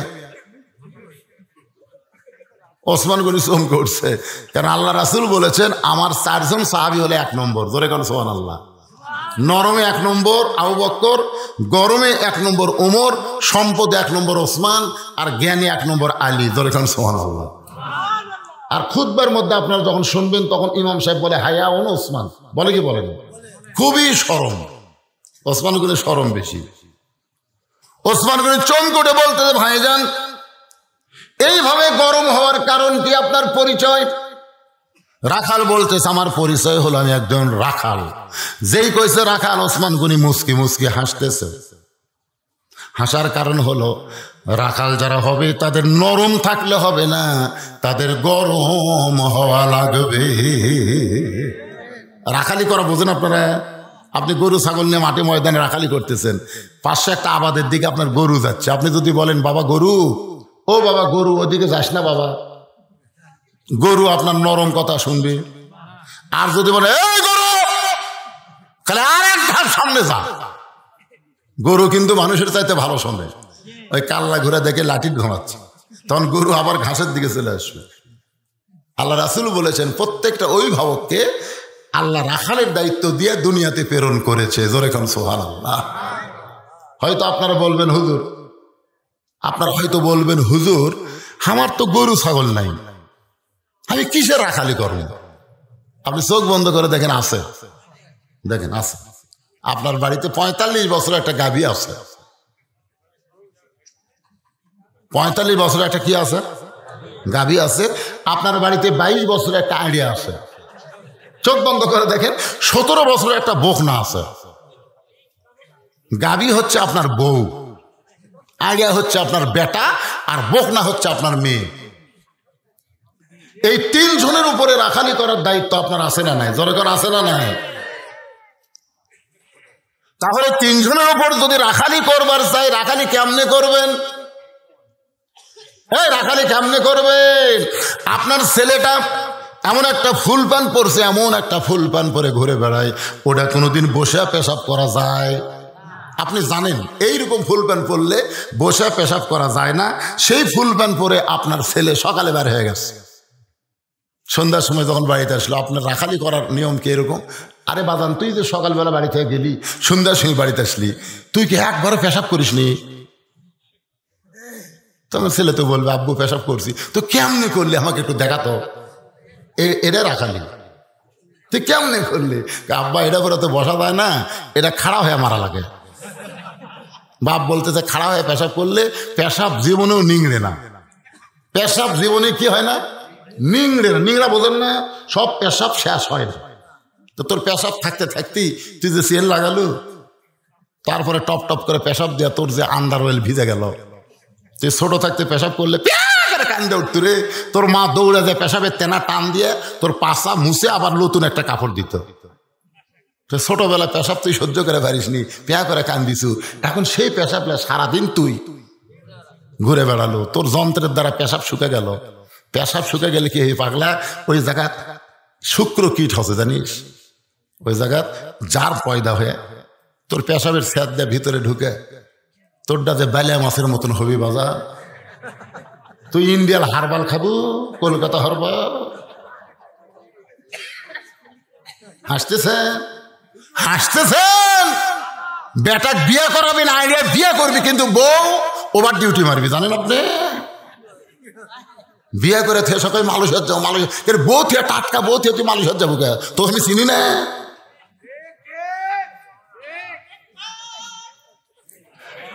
আপনি বাবা হিসাবে আপনার মেয়ের দিকে খেয়াল করার দরকার আছে না নাই? জোরে কোন আছে না নাই? 17 বছরের মেয়েটা আপনার কি করতেছে আপনি একটু খেয়াল করেন। বাবা হিসাবে রাখালের দায়িত্ব পালন করেন। আল্লাহ নবী ঘরের মধ্যে ঢুকে দেখে 9 বছরের ফাতেমা হাতের মধ্যে চুরি দিয়ে মুসকি মুসকি হাসতেছে। 9 বছরের ফাতেমা হাতের মধ্যে চুরি দিয়ে মুসকি মুসকি হাসতেছে। সঙ্গে সঙ্গে নবী আর ঘরের মধ্যে ঢুকলেন না, নবী বারান্দাত গিয়ে কান্না শুরু করলেন। ফাতেমা চমকে গেল, যে বাবা ঘরের মধ্যে ঢুকে আমাকে মা মা বলে আদর করে, সে বাবা কেন ঘরের মধ্যে ঢুকলো না? বারান্দায় গিয়ে দেখে নবীর চোখ দিয়ে দর দর করে পানি পড়তেছে। ফাতেমা বলে, বাবা কি দুঃখ নিয়ে এমন করে কাঁদতেছেন? রাসূল বলে, ফাতেমা, যে দুনিয়াতে সাজবে মা, আল্লাহ তার আখিরাতের শ্বাস কমায়া দিবে। বেশি রাখালি করা লাগছে? খালি বলছে যে দুনিয়াতে সাজবে, আল্লাহ তার আখিরাতের শ্বাস কমায়া দিবে। এইটুকু বলার সাথে সাথে ফাতেমা হাতের দুটা চুরি খুলে ফেলে দিচ্ছে। নবী দৌড়ে গিয়ে চুরি দুইটা কুড়িয়ে জামার পকেটে ঢুকালেন। ফাতেমা বলে, বাবা যেই চুরি হাতত দিলে আপনি এত কষ্ট পাইছেন, সেই চুরি কুড়ে কেন আমার পকেটে ঢুকালেন? আল্লাহ রাসূল বলে, ফাতেমা রাগ করিস না, একদিন তোর নাকে ফুল পরানো হবে, একদিন তোর দুই কানে দুইটা দুল পরানো হবে, একদিন তোর গলায় মালা পরানো হবে। ফাতেমা বললেন, কবে কবে? আল্লাহ রাসূল বললেন, ফাতেমা, মেয়েরা কেবলমাত্র এক ব্যক্তির জন্য সাজতে পারবে, সেই ব্যক্তি হলো তার স্বামী। স্বামী ছাড়া অন্য কোনো পুরুষের জন্য নারীরা সাজবার পারবে না। তাহলে নবী যদি তার মেয়ের ব্যাপারে রাখালি করে, নবীর উম্মত হিসেবে আমাদের রাখালি করার দরকার আছে না নাই? জোরে করে আছে না নাই? ওসমান গনি বলে, ভাইজান কোনোদিন আপনাকে সামনে কাতারে দেখে নাই, আজকে প্রথম দেখতেছি। রাখাল বলতেছে, আমি বারান্দাত নামাজ পড়ি, বারান্দাত। আজকে সামনে কাতারে আসছি খালি দেখার জন্য। ওসমান গনি বলতেছেন, দেখার জন্য আইছেন, দেখবার পাবেন? রাখালকে কি পাগল, দেখবার পাবো না, দেখার জন্যই চাইছি। ওসমান গনি বলে, আমি কয়েক বছর হলে সামনে কাতারে নামাজ পড়তেছি দেখার জন্য, আজ পর্যন্ত আমার দেখা ভাগ্যে হয়নি। রাখাল বলতে, তোমার চোখের সমস্যা আছে, তুমি কয়েক বছর হলে সামনে কাতারে নামাজ পড়ো, আজ পর্যন্ত দেখার ভাগ্য হয়নি। ওসমান গনি যাকে দেখতে আসে তিনি হলেন আমার আল্লাহ, ধরে কোন সুবহানাল্লাহ। আর রাখাল দেখতে আইছে আল্লাহওয়ালা উমরকে। দুইজনের দেখা কি একরকম? ওসমান গনি বলতে, ভাইজান কয়েক বছর সামনে কাতারে নামাজ পড়ি, এখন পর্যন্ত আমার দেখা ভাগ্য হলো না। রাখাল বলতেছে, তাহলে তুমি আমার হাত ধরো, তুমি আমার হাত ধরো, কয়েক বছর ধরে তুমি এই বিপদে আছো, তুমি আমার হাত ধরো, আমি নিজেও দেখবো এবং তোমাকে দেখে দেবো রে। সঙ্গে সঙ্গে ওসমান গনির সামনে আল্লাহর কোরআন এসে বলতেছে, ইয়া আইয়ুহাল্লাযীনা আমানু তাকুল্লাহা ওয়া কুনু মা'আস সাদিকিন। ওসমান গনিকে আল্লাহর কোরআন বলতেছে, ওসমান, ওসমান, আল্লাহর ভয় যদি কলিজার মধ্যে রাখবার চাও, তাহলে একজন সাদিকিন বান্দার তোমরা সাথী হও। সুবহানাল্লাহ কবেন না? ওসমান গনি বলতেছে, আল্লাহ আমার যোগ্যতা দিয়ে আজ পর্যন্ত তোমাকে দেখবার পাইনি আল্লাহ, কিন্তু আজকে এমন একজন বান্দা পাচ্ছি, সে নিজেও দেখবে আমাকেও দেখাবে। একেবারে হাত ধরে বসে আছে। সুবহানাল্লাহ কোন?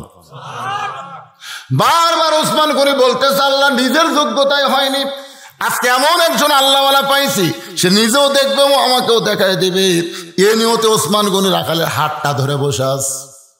কিছুক্ষণ পরে নামাজের যখন জামাতের সময় হয়েছে, এমন সময় মুয়াজ্জিন আকামত শুরু করছে।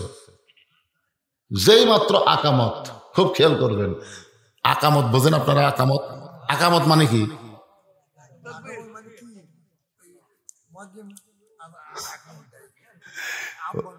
হ্যাঁ, আজান মানে আহ্বান, আকামত মানে আর একটা। আকামতের মধ্যে দুটা শব্দ, একই শব্দ দুইবার বেশি বলা হয় আজানের চাইতে। কাদ কামাতিস সালাহ, কাদ কামাতিস সালাহ। নামাজ খাড়া হয়ে গেছে, নামাজ দাঁড়িয়ে গেছে, এরপরে দেখবেন কতগুলো বেয়াদব সিয়ারত বসে থাকে। জোরে কোন কথা ঠিক কিনা?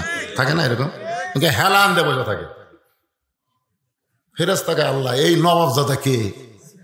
তুমি করেছ কুমুলিল্লাহি কানিতিন। তোমার মতন বাদশা, তোমার মতন আল্লাহর ঘর তো সে সিনা টান করে হেলান দিয়ে সিয়ারত বসে আসা।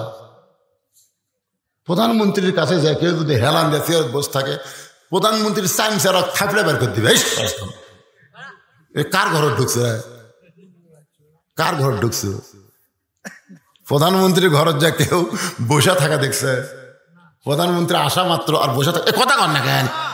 ন্যাংরা হলেও খাড়া হবি রে, একজনের বগল ধরে খাড়া হবি। ওরে বাবা প্রধানমন্ত্রী, তো প্রধানমন্ত্রীর ঘরত গেলে তুমি খাড়া হও, আর মসজিদ কার ঘর? ওই ঘরত গেলে কি আল্লাহ তোমাকে দেখে না? তুমি আল্লাহর সামনে দাঁড়াবো। আল্লাহ বলেছেন কুম, দাঁড়াও লিল্লাহে, আল্লাহর জন্য কমিটির আনুগত্য নিয়ে দাঁড়াও। তুমি 5 ফিট বাজারে 10 ব্যাগ নিয়ে তুমি বাজার করো, তুমি অটো ভ্যানে 10 টাকা দেওয়ার ভয়ে হেঁটে হেঁটে তুমি কোচাত আসো, আর মসজিদ ঢুকাই তুমি সিয়ার খোঁজো। তুমি যে আল্লাহর সঙ্গে ঠাট্টা করতেছ, এটা জনগণ না বুঝলেও আল্লাহ বুঝতেছে। জনগণ কথা কর না কেন? যে মাত্র মুয়াজ্জিন আকামত শুরু করেছে, এমন সময় হযরত ওমর মেহরাবের মধ্যে ঢুকেছে। সুবহানাল্লাহ। কোন মেহরাবের মধ্যে ঢুকেছে? হযরত ওমর মেহরাবের মধ্যে ঢুকেছে। ওমর ফারুক যখন মেহরাবের মধ্যে ঢুকলেন, রাখাল খালি তাকায় আস,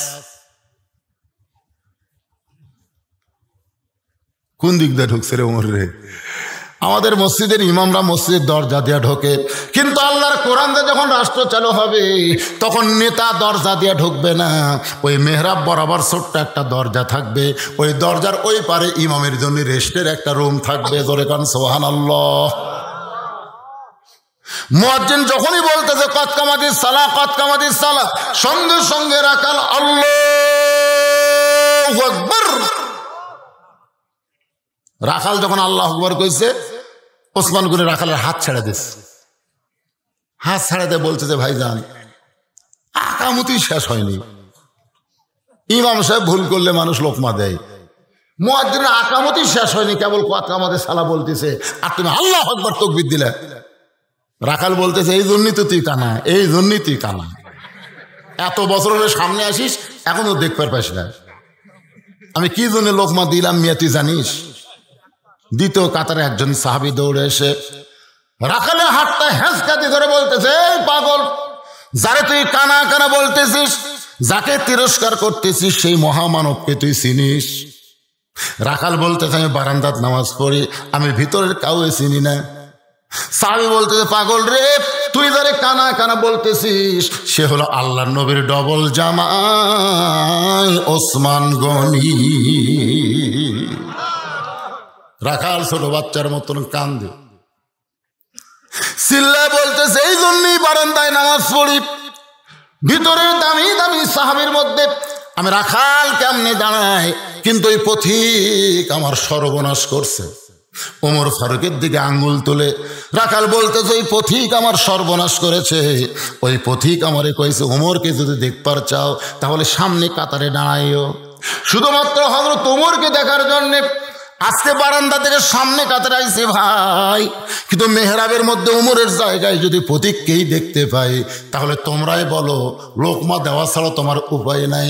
আমি আল্লাহু আকবার লোকমা দিয়া ওই পথিককে ওই জায়গা থেকে সরায় দিব, ওই জায়গাইতে হযরত ওমরকে আমি এক নজর দেখতে চাই। হাজার হাজার মুসল্লি কাঁদতেছে, সমস্ত মুসল্লি যখন কান্দে, রাখাল চিল্লায় বলে আল্লাহ, বারান্দায় নামাজ পড়া ভালো, এই ভিতরে কেন কান্দা কান্দি শুরু হয়ে গেল? ওসমান গনি বলে রাখাল ভাই, ভিতরে কান্দার কারণ হলো তুমি যাকে পথিক পথিক বলতেছ তিনি হলেন হযরত ওমর।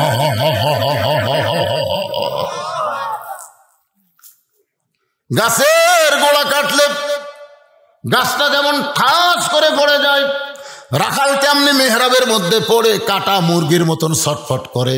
ইয়া আমির আল মুমিনিন, আমি আপনাকে তওবা পড়াইছি, আমি আপনাকে মুনাফিক কইছি, আমি আপনাকে ভণ্ড কইছি, এত কথা বলেছি গো আমির, এই অধম রাখালকে আপনি কিছুই বলেননি।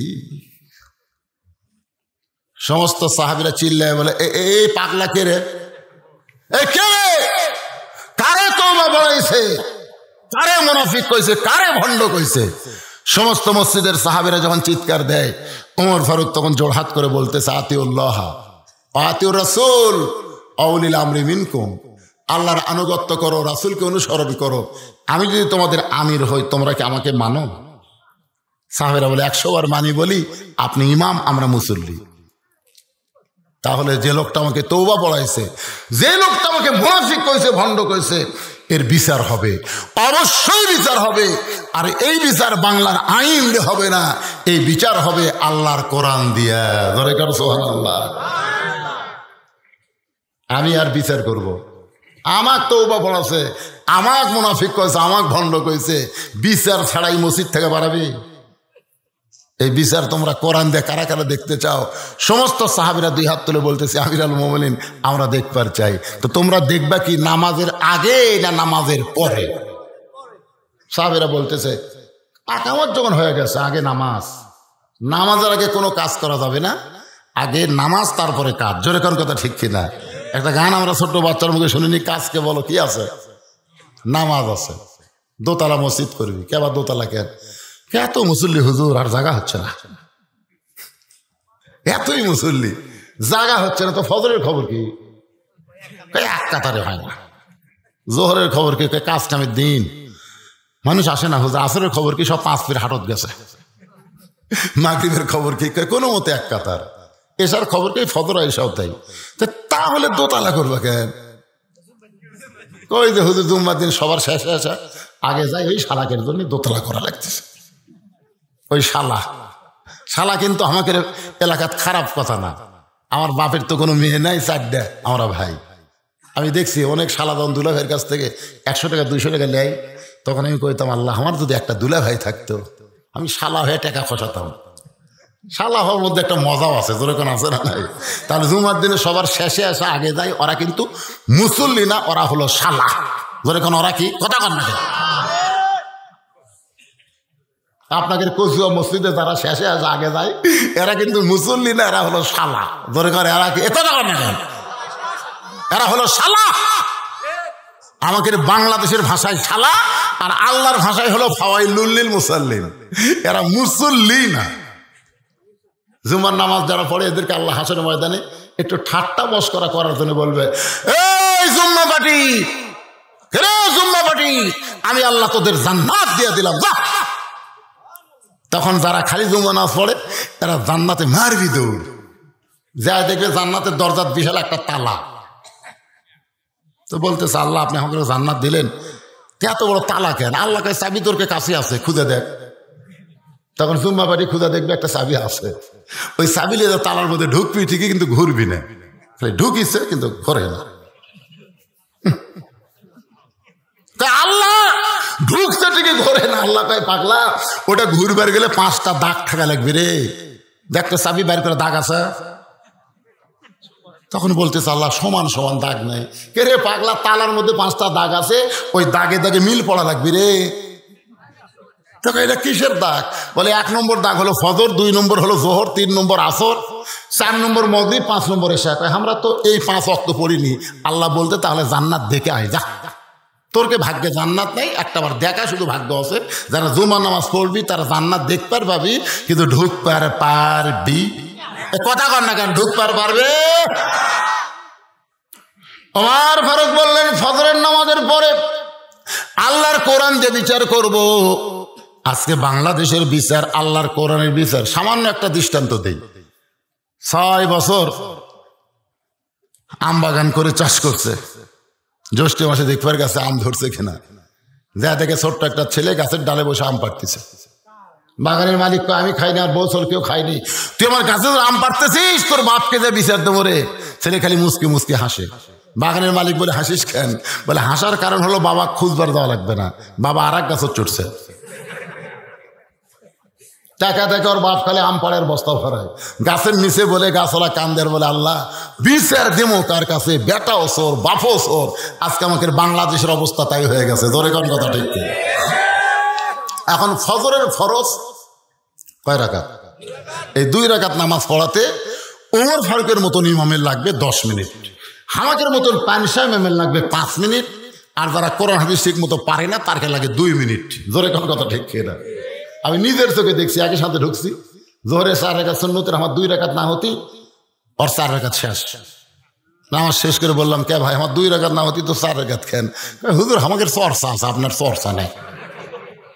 আমি বললাম সূরা ফাতিহা কিভাবে পড়ছিস? কয় না আপনি বুঝবার পারবেন না। আরে পাগলা কিভাবে পড়ছিস একটু শুনি তো। তখন বললেন, আমি বলতেছি কি পড়লি বোঝা গেল না? ডান কান্দের ফেরেস্তা বাম কান্দে ফেরেস্তা কয় হুজুর খালি আপনি বোঝেননি, আমরাও লেখিনি। আমরা কলম বন্ধ করে বসে আছি, কারণ বিড় বিড় বিড় করে কি কয় আমরা বুঝতে পারি না, আমরা লেখি। এইরকম ফোর্সে তারা নামাজ পড়ে, কিয়ামতের দিনে দেখবে এর আমল নামাজ নেই, কারণ লেখা পড়েনি তো। তো ফজরের 2 রাকাত ফরজ নামাজ পড়তে 10 মিনিট লাগবে। ধরে এখন কয় মিনিট? 10টা মিনিট কিসের জন্য আদায় করবো, জানেন কি জন্য? আচ্ছা আচ্ছা, ঠিক আছে। কচুয়া গ্রামের এখন কয়জন আছেন একটু হাত তোলেন তো দেখি। কচুয়ার এখন কয়জন আছেন? কেবারে হাত তুললে কি হয় রে কচুয়ার লোকেরা? এই আবার 2 হাত তুলে ঝোঁকাচ্ছে, দেখছেন? যা চালাক হচ্ছে রে বাবা, খুঁজলে দেখেনি সিজার করা বাচ্চারা চালাক বেশি হয়। কি কি কি কি কইলা? সিজার করার বাচ্চারা দুষ্ট বেশি হয়। ওঠে ওই যে ঘুরানোর কারণে মাথার মধ্যে ঝাঁকি খেলো, ওই ঝাঁকির কারণে দুষ্টামি বেড়ে গেল। ওর কান্দা পানি পড়াতে বন্ধ হয় না। হুজুর তেল পড়া দেন, তেল পড়া দিয়েছে, তা কান্দা বন্ধ হয় না। 1 মাস পরে বললেন কেমন সন্তানের খবর কি? বলার কান্দে না। তো কোন পড়াত কাম হলো? হুজুর আপনাকে দোয়ার বরকত নাই তো। ওর বাপ একটা মোবাইল কিনা দিছে, এখন যখনই কান্দে মোবাইলের গেম চালু করে দেয়, ওই দেখে আর খায়, আর কান্দে না।